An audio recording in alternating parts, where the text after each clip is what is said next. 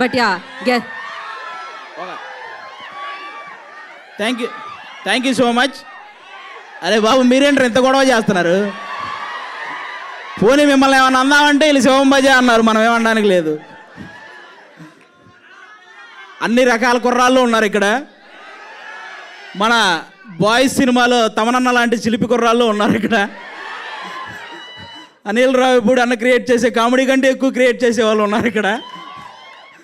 తమనన్న యాక్చువల్గా తెలుసు కదా డప్పులు ఎలా వాయిస్తారు వెనక మొత్తం ఆర్ఆర్ కొట్టేటప్పుడు, దానికంటే ఎక్కువ వాయిస్తున్నారు యాంకర్కి మీరు ఇందాటి నుంచి.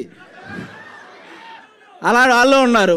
మన రాజుగారి గదిలో అశ్విన్ కంటే భయంకరమైన వాళ్ళు ఉన్నారు ఇంకా ఇక్కడ కుర్రాళ్ళు, తెలుస్తుంది మిమ్మల్ని అందరం చూస్తుంటే. సరే మీరంతా మా ఈ సినిమా చూడండి. ఈరోజు మాకు ఇక్కడికి ఎవరైతే ఈ సినిమాని గెస్ట్లుగా వచ్చారో, నాకు తెలిసి ఇండస్ట్రీలో ఏ చిన్న సినిమా అయినా పెద్ద సినిమా అయినా మనకి రీసెంట్ టైమ్స్లో ఎక్కడ చూసినా గెస్ట్లుగా వీళ్ళ ముగ్గురే కనపడుతున్నారు. మీరు గమనించారో లేదో? అనిల్ రావిపూడి అన్న, విశ్వక్సేన్ అన్న, తమనన్న వీళ్ళే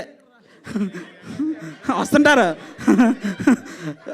కాబట్టి ఒక పక్క బాక్స్ ఆఫీస్ బద్దలు కొట్టే డైరెక్టరు, ఇంకో పక్క బాక్సులు బద్దలు కొట్టే మ్యూజిక్ డైరెక్టరు, ఇంకో పక్క వాళ్ళిద్దరు కాంబినేషన్లో నేను ఎందుకు చేయకూడదు అనుకునే హీరో మన విశ్వక్సేన్ గారు అందరూ ఉన్నారు. కాబట్టి వాళ్ళ ముగ్గురికి థ్యాంక్ యూ. మా అశ్విన్ అన్న మిమ్మల్ని అందరినీ సీసీఎల్ ద్వారా ఎంతో ఎంటర్టైన్ చేశాడు. అలాగే బేసిక్గా ఇండస్ట్రీలో హీరోల మధ్య కాంపిటీషన్ ఎక్కువ ఉంటుంది, ఒక్కొక్కరు ఒక్కో జోనర్ వెతుక్కుంటూ ఉంటారు. అలాగే అశ్విన్ అన్న కూడా తనకు ఒక జోనర్ క్రియేట్ చేసుకుని ఆయన చేస్తున్నాడు. కాబట్టి మీరందరూ ఆయన్ని ఎంకరేజ్ చేయాలని మనస్ఫూర్తిగా కోరుకుంటున్నాను. మా శివం బజే సినిమాలో కామెడీ థ్రిల్లే కాదు, కామెడీ ఉంటుంది, అలాగే డివోషనల్ మూమెంట్స్ ఉంటాయి, అలాగే మీకు కావాల్సిన ఫైట్స్ అన్ని రకాలు ఉంటాయి అన్నమాట. ఈ సినిమా మీరు కంప్లీట్గా థియేటర్లో చూసి బయటకు వచ్చిన ప్రతి ఒక్కరూ ఒక మంచి సినిమా చూసామన్న ఫీల్తో బయటకు వస్తారు. మీ టికెట్ ఖచ్చితంగా ఈ సినిమా న్యాయం చేస్తుంది. Thank you so much.